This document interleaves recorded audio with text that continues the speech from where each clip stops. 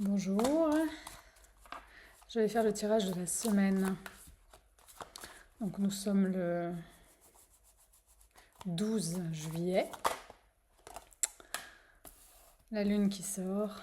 J'allais justement dire que dans un mois c'est l'éclipse, le 12 août, qui sera d'ailleurs visible en France. Donc voilà, la lune sort, nous sommes à 2 jours de la nouvelle lune, pardon. Nous sommes dans le vortex, dans le portail, dans le trou noir. Voilà, nous y sommes. Donc, on continue d'avancer dedans. Alors, et cette semaine va être, comme toutes les autres, intense. Intense. Comme une suite, disons. Alors,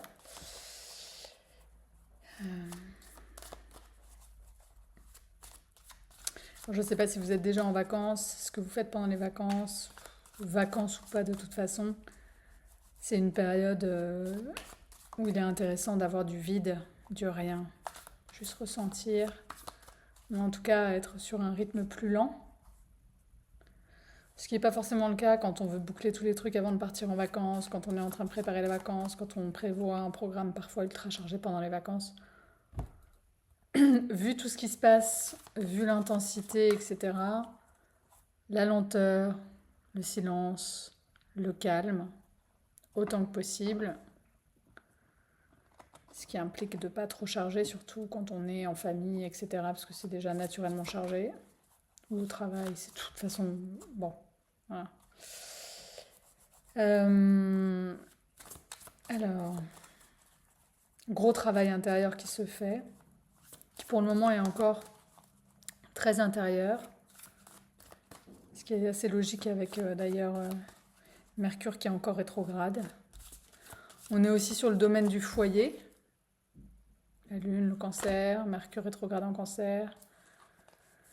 Donc il y a probablement des sujets qui sont liés soit à la famille, soit au foyer, soit aux racines, soit qui sont en train de travailler en fond. Peut-être aussi sur les fondations qui portent la direction de votre vie, qui portent les fondations de votre posture par rapport à la vie, par rapport aux relations, par rapport aux personnes de votre cercle, en tout cas à votre cercle proche. Parce que la famille, ça peut être plus que juste... ça peut être la famille au sens symbolique du terme, mais pas forcément la famille de sang. Donc il peut y avoir un recalibrage intérieur assez conséquent qui de fait va s'infuser dans tout, comme toujours. Donc, qu'est-ce qu'on a d'autre comme sujet?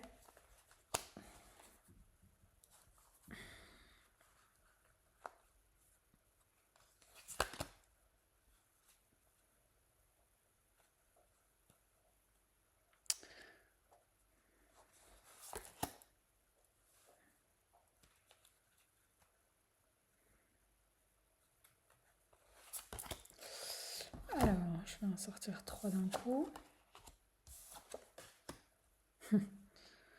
Eh ben, ouais, on est vraiment dans la phase de solidification intérieure. On retrouve toujours les mêmes cartes. Moi, là, j'ai la sensation comme une espèce de grosse vague d'énergie qui est en train d'arriver à un point culminant, alors qui n'est pas forcément en hauteur, mais en tout cas un point de jonction. Je ne sais pas ce qui va se passer au moment du point de jonction. Je ne sais pas exactement quand est-ce qu'il va arriver. Euh, mais voilà, j'ai comme la sensation c'est pas un étau qui se referme parce que ça aurait une connotation négative, mais bon, il y a vraiment beaucoup, beaucoup de choses qui sont en train d'être recalibrées. À un moment donné, en fait, ça va faire. Peut-être que quand Mercure va repasser direct, il va y avoir l'épiphanie. Bon, ça me paraît peu probable que ce soit. Ça sera sûrement par strates tout au long de l'été.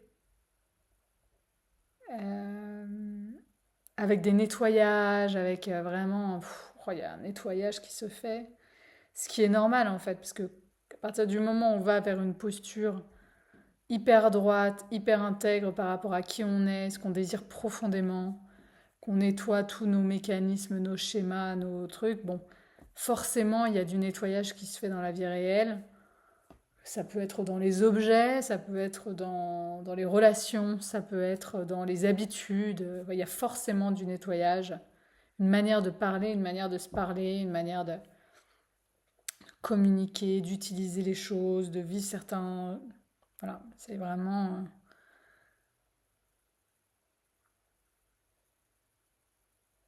Et il y a vraiment... Oula. Enfin, c'est vraiment flagrant. Enfin, c'est vraiment flagrant avec ces cartes, quoi. C'est fou.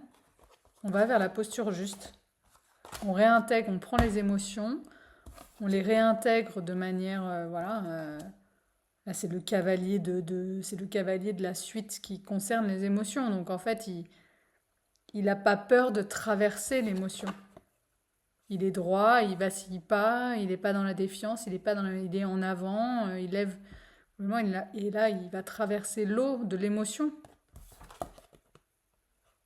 La lune, c'est toute notre vie intérieure, en fait. Il la traverse, il y va. Il sait en retirer la force. En, euh, la force qui réside dans les enseignements, en fait, de toutes les expériences, quelle que soit l'intensité émotionnelle vécue dans l'expérience, l'intensité sensorielle dans l'expérience, le fait d'arriver à rester de manière très ancrée dans ce qui est vécu, permet justement de retirer toute la richesse des enseignements en fait qui sont présents et de retirer une force intérieure qui est, comment dire, une force qui justement est intérieure, ne repose sur aucun paramètre extérieur, qui, euh, qui est nourrie par une sécurité intérieure, une capacité aussi à le fait de se sentir capable de tout traverser en sachant le traverser, en sachant retrouver un espace de paix, en sachant reconnecter, euh, comment dire, sans perdre pied en fait dans l'intensité de ce qui est vécu intérieurement. Euh, ça permet de ressentir une sécurité intérieure immense, une autonomie aussi dans la vie, dans ce qu'elle propose, dans ce qui se présentera.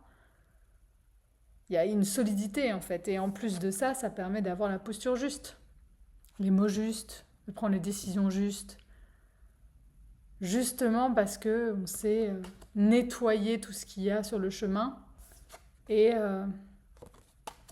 se nourrir de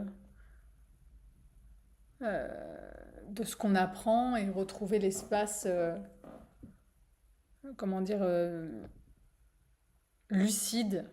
Enfin, l'espace c'est pas émotionnellement neutre dans le sens où les émotions peuvent être présentes, mais simplement il est possible de les ressentir, de tout ressentir, sans perdre contact avec le centre de qui on est,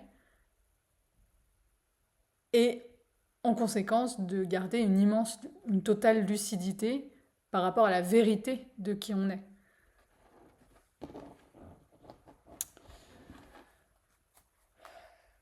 Donc cette semaine, surtout en plus avec la nouvelle lune, il y a des choses qui vont se passer, donc il y a tout un travail qui continue à se faire là-dessus. Est-ce qu'il va se passer d'autres choses? Est-ce qu'il va y avoir d'autres... voilà, est-ce qu'il y a des domaines de vie en particulier qui sont concernés? Franchement, le plan relationnel va être bien secoué cet été quand même. Forcément, forcément. Il y a un début, il y a des deuils, il y a de la solitude.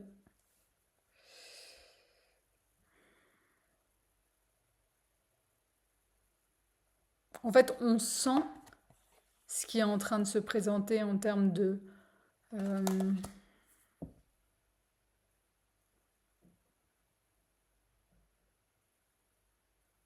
C'est comme s'il y avait on pressent en fait ce qui va arriver. On pressent le nouveau départ qu'on va vivre, mais en même temps, ben, ça n'empêche que pour le moment, on est toujours dans le processus d'intégration, de revisiter, de transformation, de nettoyage, etc. Et donc, bah, il y a des périodes, des phases qui sont plus ou moins confortables, hein, évidemment. Des résistances encore, toujours. Ça arrive. Encore des choses à lâcher. Toujours dans les phases de transformation. Ce sont des cycles. Euh,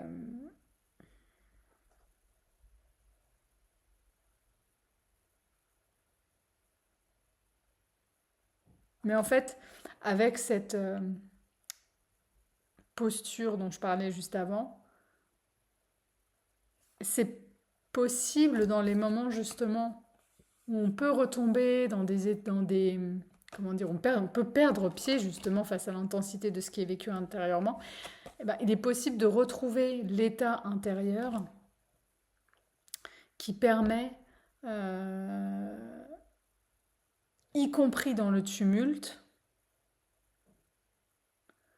de connecter la part de soi qui sait éclairer, apporter la lumière suffisante dans le noir pour pas perdre pied complètement. C'est un peu comme quand tout s'effondre et que plus rien va.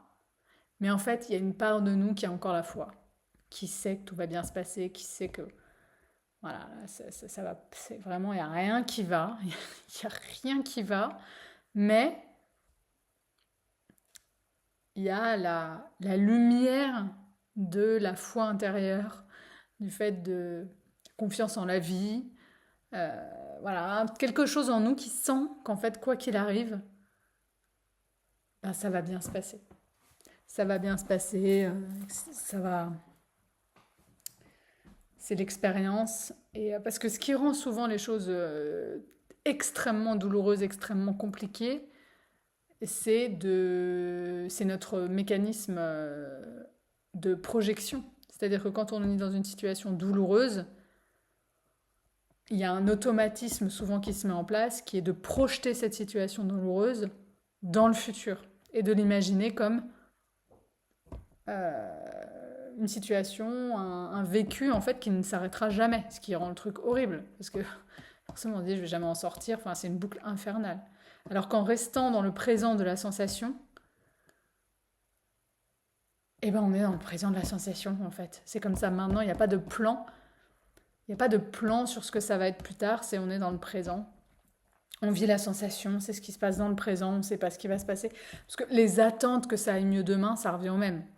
Que ce soit dans je projette que ça sera l'enfer toute ma vie ou je m'attends à ce que ça aille mieux au plus vite, c'est pareil, ça nourrit en fait un espace désajusté, un espace qui tente désespérément d'une manière ou d'une autre d'éviter le présent, en fait, de ne pas ressentir dans le présent ce qui se passe. Et, euh, et pour autant, en fait, ce qui compte, c'est dans le présent, parce qu'on ne sait absolument pas ce qui va se passer, donc ça ne sert à rien de soit dramatiser, soit, euh, comment dire, avoir des espoirs complètement fantasmés. Donc,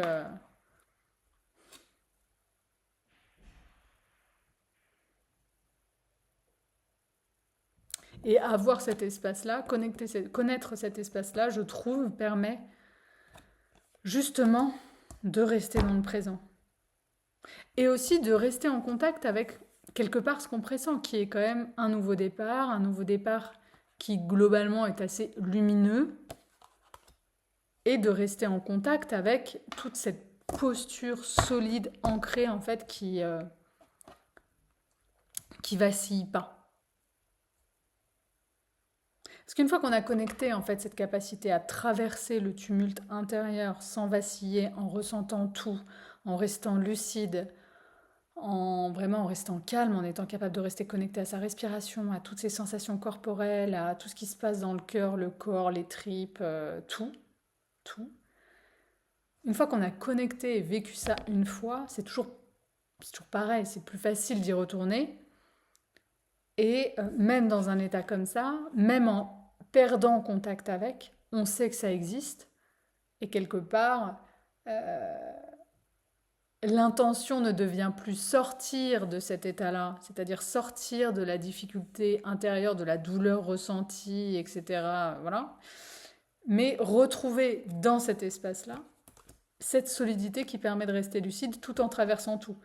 Donc c'est-à-dire que l'intention, et bien sûr, c'est pas de s'accrocher à recevoir ça, c'est aussi d'accepter quand on n'y arrive pas et qu'on est dans se fait avaler par le bazar, d'accepter qu'on se fait avaler dans le bazar et de se dire bah je me fais avaler dans le bazar, mais je vais tout de même, enfin je sais que ça va pas durer éternellement et voilà.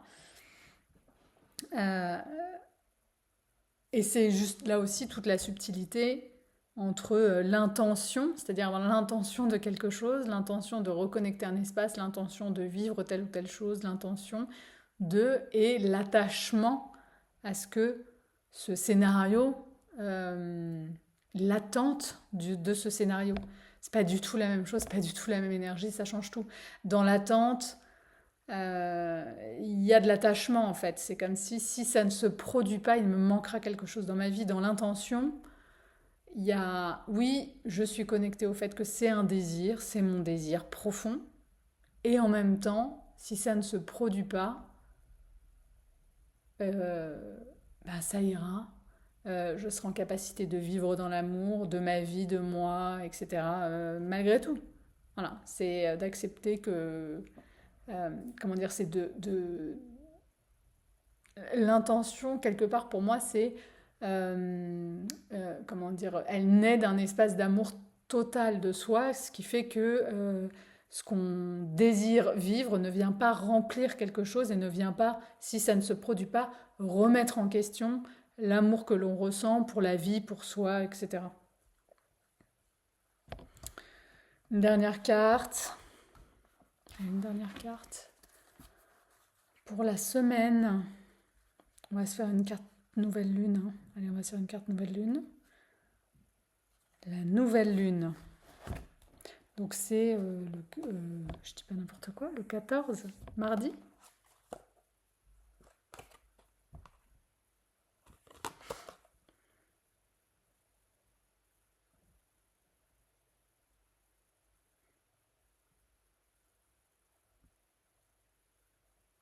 Il va y avoir il y a une énergie positive autour de cette nouvelle lune. Donc peut-être prise de conscience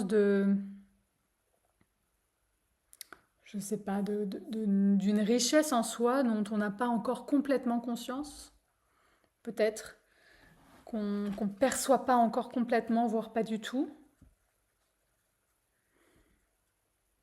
Peut-être aussi quelque chose qui viendra de l'extérieur inattendu, en fait. Un cadeau de la vie, qui peut prendre des milliards de formes. Hein. C'est possible. C'est possible.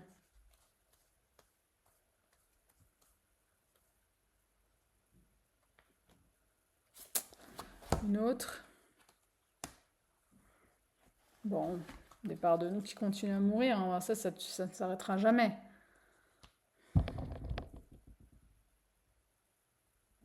Mais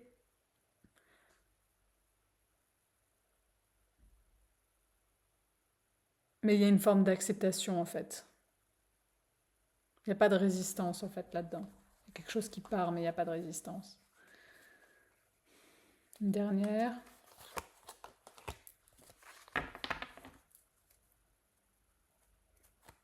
Ouais, j'ai vraiment l'impression qu'il y a je sais pas, une surprise, une belle surprise.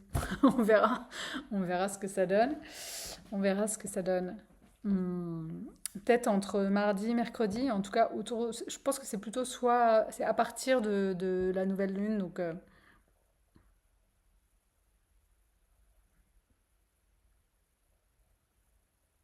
ou alors est-ce que cette surprise prend la forme de quelque chose d'inconfortable à traverser, ou alors est-ce qu'elle prend une forme multiple? Tout est toujours multiple en même temps.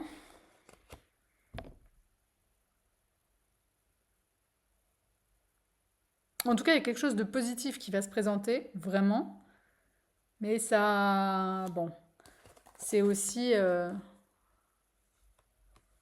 On voit bien que la mer n'est pas non plus complètement calme hein, derrière. Bon.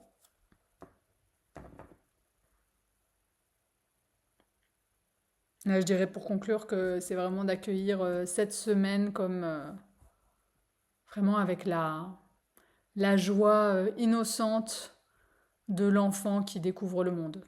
Voilà, on lâche toutes nos idées préconçues, mais vraiment toutes nos idées préconçues. Qu'est-ce qu'on en a des idées préconçues, mon Dieu. Euh, Et on se dit, ok, bah, je vais découvrir, ça me fait penser à mes enfants qui découvraient l'entretien de la chaudière l'autre jour. Vraiment avec une fascination incroyable. Je me dis, bah voilà, c'est un peu d'aborder chaque jour, chaque événement, chaque chose qui va se présenter comme quelque chose de tout neuf, dont on ne connaît absolument rien. Voilà, c'est tout neuf. Rien que d'arriver à toucher cet espace-là, c'est un exercice, c'est un travail de tous les instants, mais c'est un peu l'idée. Pour justement pouvoir en retirer aussi toute la joie de la découverte.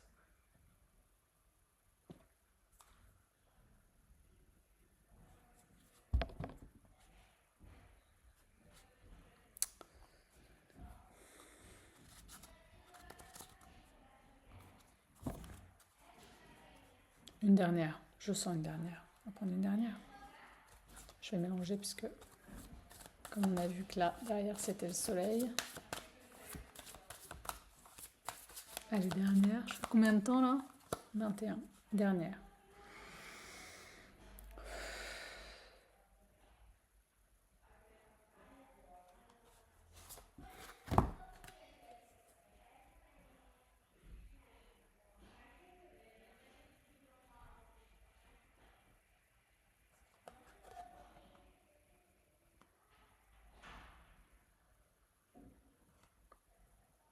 Il y a vraiment, il y a vraiment tout un tas d'idées préconçues qui nous empêchent de vivre depuis cet espace solaire justement intérieur.